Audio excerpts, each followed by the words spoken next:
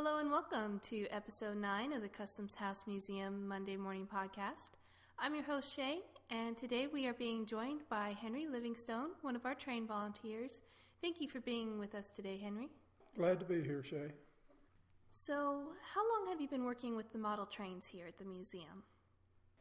Well, I technically started working with them in '97 when they first were put up.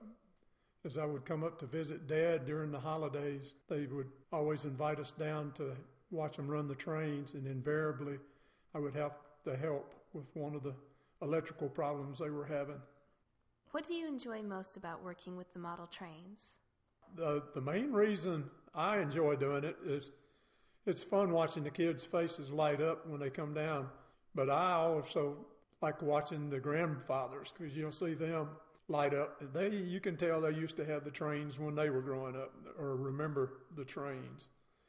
So it's really nice to talk to the elderly train buffs and see what they remember.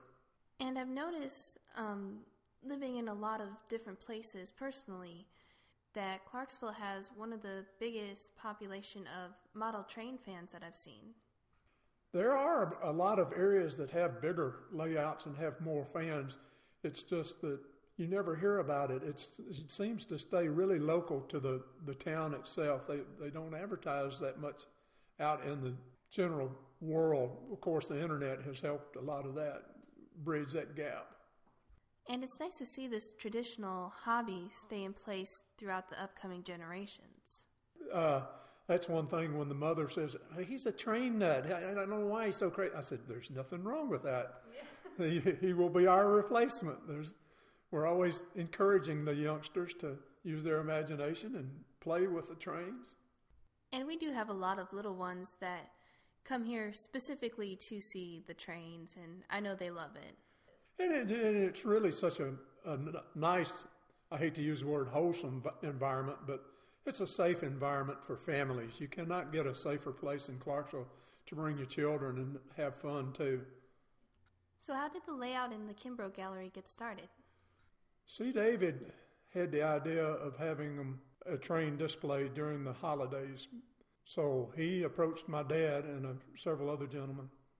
Dad had always had trains. Even when we were growing up, we had trains at the house. So he laid out and helped build the first layout with C. David and the other gentlemen. And what are some of the different types of scales that are run on this layout? We predominantly run O gauge. We also have HO gauge and N gauge. So that is the three sizes we run. So how do the controls for these scales work?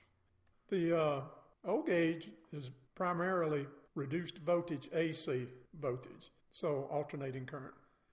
And through a transformer, it's reduced down from the 110 down to anywhere from 0 to 18 volts AC. So it won't hurt you if you touch it. You might feel a little tingle, but it won't hurt you. The N gauge and HO both run off of direct current, DC. And it's right around 14 volts direct current. How do you choose which ones to use in the layout? I primarily like the O gauge because they're easier to work with because they're much larger. When I was younger, N gauge and HO was all right, but we've always had the big gauge train as I was growing up. So O gauge was always what we knew and had. And in addition to the trains themselves, I know you have a lot of different models and buildings in the display. Does everyone participate in making those? No, it's primarily just one or two that Dr. Tom Grabenstein, that works at the health department, is our main designer and builder. Now, Carl Eisman, who works for Prudential Realty, also does a lot of the buildings on the HO and N gauge, but Dr. Grabenstein's the one helping us on the O gauge. Now, I know that you change out the models periodically and that the Snowflake Special will be ending at the end of this month in February. Right. We will probably go with the circus starting the spring. We should be putting up the circus or starting early summer scenery. We have to do away with the bare trees and the snow-covered trees and start greening up the layout again. And I had someone ask, is Hogwarts coming back? Yes, it should be back any time now. Probably as soon as the Polar Express comes down, Hogwarts will probably be going back up there. Okay, good to know. Now, I wanted to ask you, are you able to share with us some of the short-term or long-term goals for the trains that are being discussed right now? The first thing we're getting is some shelving display case to put our trains up on display that are not actually being run. We have quite a few trains in boxes and up under the table that we're unable to show to the public because of lack of space. So we are having a gentleman here in-house building us 2 large display cases and should hold a little over 100 trains in those display cases. And so that will help people see what we do have, even though it's not being run at that time, it'll be on display. Oh, that'll be nice. And if someone's interested in volunteering with the trains, how would they go about doing that?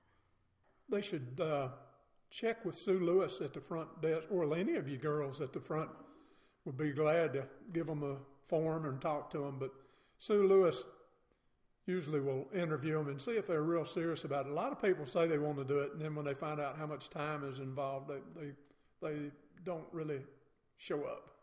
Well, it's true that our volunteers are very dedicated. But like Henry said, if you are wanting to volunteer with the trains, feel free to stop by the museum anytime during our normal business hours, Tuesday through Saturday from 10 to 5 or Sunday from 1 to 5, and you can pick up some more information then. Or just give us a call and we can direct you to Sue and the people that you need to talk to.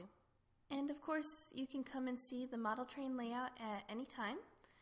It's always on display, and there's little buttons along the display case that you can press to get different parts of the model to work. And then every Sunday from 1 to 4, one of our great volunteers comes in and runs the O-scale models for everyone. And the HO and the N-gauge also. And that's something that everyone always enjoys seeing. And that's going to wrap it up for this episode. Thank you very much for joining us today, Henry. And thank the museum for letting us have the facility to run the trains. Well, we always appreciate everything you do to keep them going. And that's going to be it for episode 9 of the Customs House Museum podcast. Thank you, everyone, for joining us today. And I hope that you'll join us again on February 27th for episode 10. And until then, take care and have a wonderful week.